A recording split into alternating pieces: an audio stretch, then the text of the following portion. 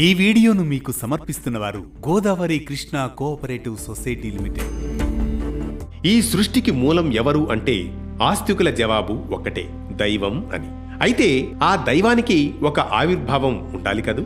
అందుకే భారతీయ ఆధ్యాత్మికత సృష్టికి మాతృస్వరూపంగా లలిత త్రిపుర సుందరి అమ్మవారిని భావించింది. ఆ అమ్మవారి మహత్తును తలుచుకునేందుకు, ఆమె అనుగ్రహాన్ని పొందేందుకు మనకు లభించిన అత్యంత శ్రేష్టమైన సాధనే లలితా సహస్రనామం.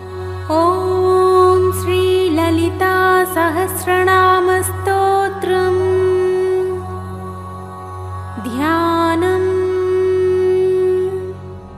నవరాత్రుల వంటి పవిత్ర సందర్భాల్లో ఈ సహస్రనామ పఠనానికి విశేష ప్రాముఖ్యత ఉంది. లలిత అమ్మవారిని త్రిపుర సుందరి అని పిలుస్తారు. త్రిపుర అంటే కేవలం 3 లోకాలు మాత్రమే కాదు, 3 కాలాలు, 3 స్థితులు, 3 శక్తుల సమాహారం.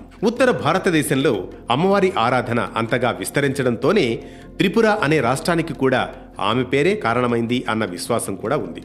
లలితా సహస్రనామం ఓం శ్రీ మాతా శ్రీ మహారాజ్ఞి శ్రీ మత్సింహాసనేశ్వరి అనే నామాలతో ఆరంభమవుతుంది. ఇవి సృష్టి, స్థితి, లయలకు ప్రతీకలుగా భావించబడతాయి. ఈ స్తోత్రం ఒక నామం నుంచి మరో నామానికి సూత్రబద్ధంగా సాగుతూ అమ్మవారి స్వరూపం, చరిత్ర, మహత్తును ఆవిష్కరిస్తుంది. ఒక్క మాటలో చెప్పాలంటే ఇది అమ్మవారి పురాణమే. లలితా సహస్రనామంలో ఒక్క నామం కూడా పునరుక్తి కాదు. వ్యాకరణ పరంగా కూడా ఇది అత్యంత ఉత్కృష్టమైన స్తోత్రంగా పండితులు ప్రశంసిస్తారు. ఇందులో భండాసుర వధఘట్టం ఎంతో ప్రాముఖ్యం. భండాసురుడు మనలోని అహంకారం, అశాంతి, కోరికలకు ప్రతీక.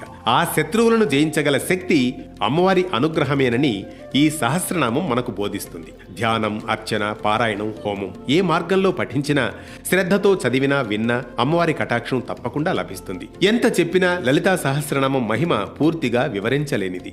తెలిసినా తెలియకున్నా ఆ నామస్మరణే మన జీవితానికి పరమార్థం. బ్రాహ్మీ ముహూర్తంలో లలితా సహస్రనామాలను పఠించడం అత్యుత్తమం. సాయంత్రం, సంధ్యాకాలం అనుకూలం. శుక్రవారం రోజు చదవలేని వారు కనీసం శుక్రవారాల్లో పఠిస్తే విశేష ఫలితం లభిస్తుంది. స్నానం చేసి శుభ్రమైన దుస్తులు ధరించాలి. శ్రద్ధే ప్రధానం, నియమాల కన్నా భావమే ముఖ్యం. మధ్యలో లేవకుండా పఠించాలి. స్పష్టంగా, శాంతిగా పలకాలి.